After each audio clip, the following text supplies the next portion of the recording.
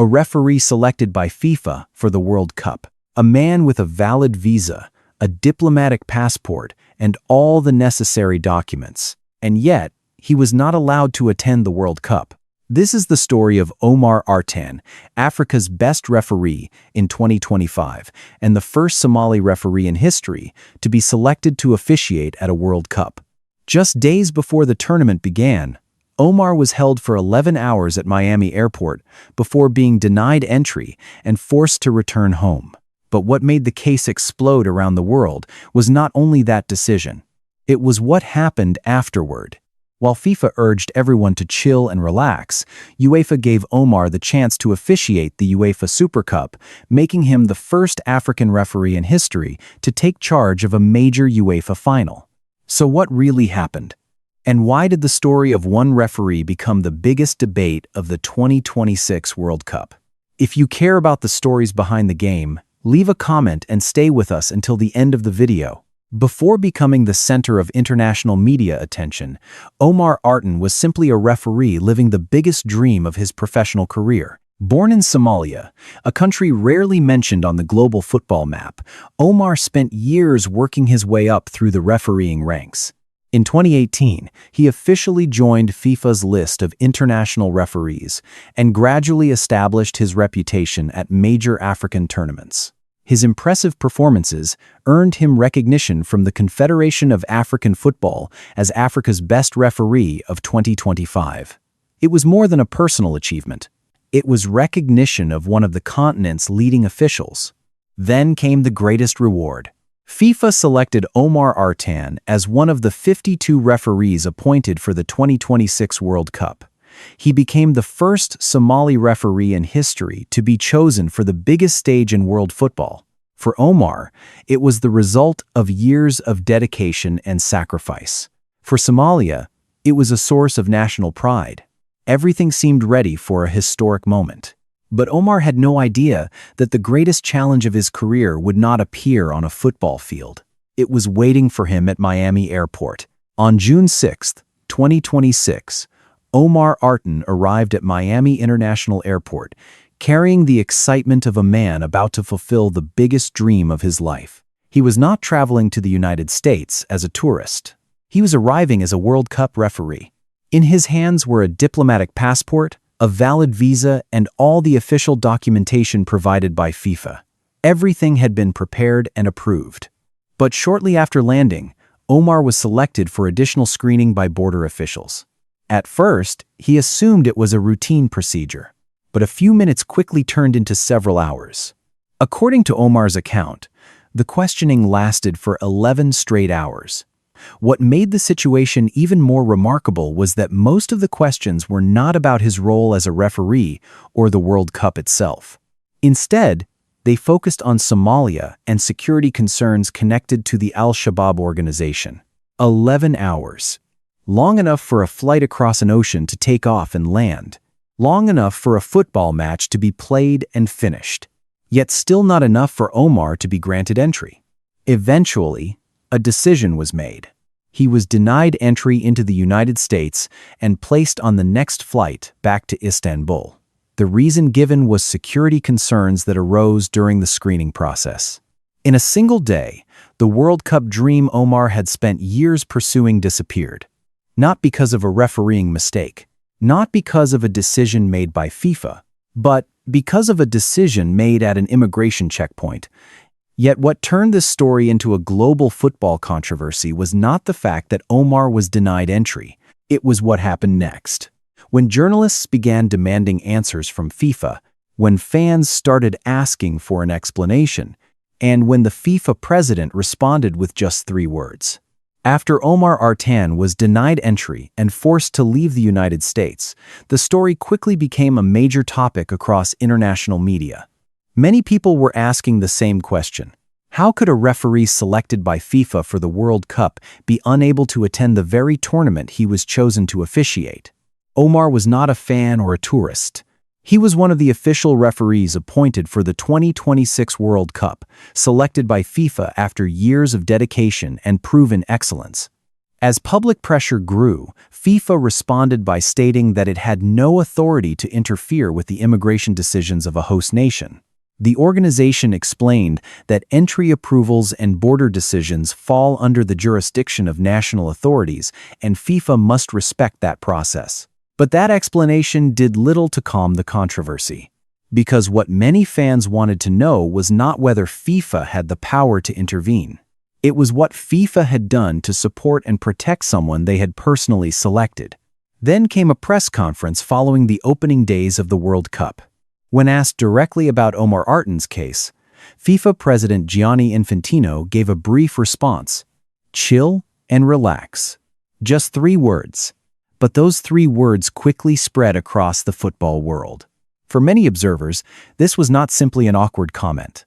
It reflected a lack of empathy toward a man who had just lost the biggest opportunity of his career. Omar had not merely missed a match, he had missed the World Cup, a dream that many referees spend an entire lifetime trying to reach. And just as FIFA was facing a growing wave of criticism, another organization took a completely different approach. They did not offer explanations. They did not hold a press conference. They chose to act. And that was the moment UEFA entered the story. While FIFA continued to face criticism from the media and fans, UEFA made a move that surprised the football world. On June 12, 2026, UEFA officially announced that Omar Artan would serve as the referee for the UEFA Super Cup between Paris Saint-Germain and Aston Villa, scheduled to take place in Austria in August. At first glance, it may have seemed like a routine refereeing appointment. But for those following Omar's story, it carried a much deeper message. The UEFA Super Cup is not just another football match. It is a clash between the winners of the Champions League and the Europa League. It serves as the curtain raiser for the European football season, and it is one of the most prestigious events in UEFA's competition calendar. More importantly, the appointment made Omar Artan the first African referee in history to officiate a major UEFA final. This was no longer just an assignment, it was a historic milestone.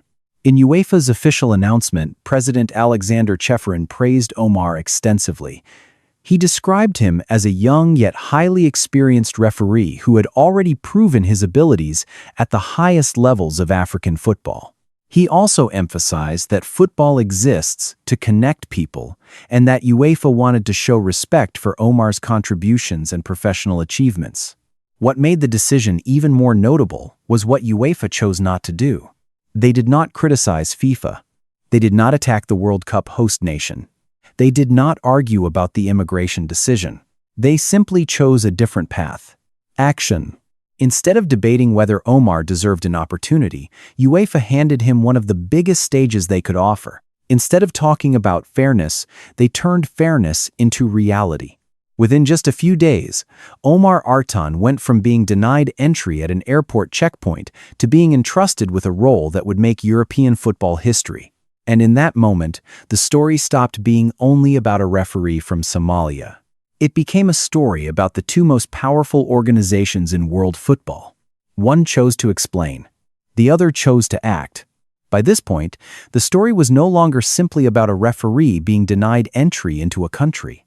It had become a test of the values that the world's biggest football organizations often speak about. For years, FIFA has promoted the World Cup as a celebration of unity, opportunity, and global inclusion. The 2026 World Cup was even presented as the most open and inclusive tournament in the competition's history. Yet Omar Artan's case led many people to ask difficult questions. If a referee personally selected by FIFA could not attend the tournament, then how meaningful were those promises of inclusion? That is why UEFA's response resonated so strongly. Not because they were able to change the immigration decision, not because they had the authority to intervene in the World Cup, but because they demonstrated something very simple. When someone loses an opportunity they have earned, football can still find a way to restore dignity and respect. For many fans, the biggest difference between FIFA and UEFA in this story was the way they responded. FIFA explained why it could do nothing. UEFA showed the world what it could do. One side issued statements. The other side took action. And sometimes, actions carry more weight than hundreds of explanations. That is also why Omar Artan's story quickly grew beyond the boundaries of a personal incident. It became a symbol of a larger debate about responsibility, leadership, and the values that football organizations truly stand for. But after all the controversy and discussion, the most memorable part of the story remains Omar Artan himself, a man who lost the World Cup, yet received another opportunity that few could have imagined. Omar Artan's story began with a dream and seemed destined to end in disappointment. After years of dedication and hard work, he became the first Somali referee in history to be selected by FIFA for a World Cup. It was not only a personal achievement, but also a source of pride for an entire nation. Yet just days before the tournament began, that dream suddenly collapsed when he was denied entry into the United States and forced to return home. For many people, that might have been the end of the story. But for Omar Artan, it became the beginning of a new chapter. Only days later, UEFA announced that he would officiate the UEFA Super Cup between Paris Saint-Germain and Aston Villa, a decision that not only restored his reputation, but also placed him in the history books as the first African referee ever appointed to a major UEFA final. That is why this story is no longer simply about immigration, paperwork, or administrative procedures. It has become a story about how organizations respond when an individual faces an extraordinary setback. While FIFA chose to explain that it could not intervene in the decision made by border authorities, UEFA chose a different approach. They could not change what had happened, but they could create a new opportunity. And they did exactly that. Perhaps that is why the image many fans will remember most is not the 11 hours of questioning at Miami airport. Instead, it is the image of a referee denied his place at the World Cup, yet still given the chance to make history in Europe. Sometimes, in football, just as in life, a person's value is not defined by a door that closes. It is defined by how they rise after that door has been shut. So what do you think? Which organization handled Omar Artan's story better, FIFA or UEFA? Leave your thoughts in the comments below.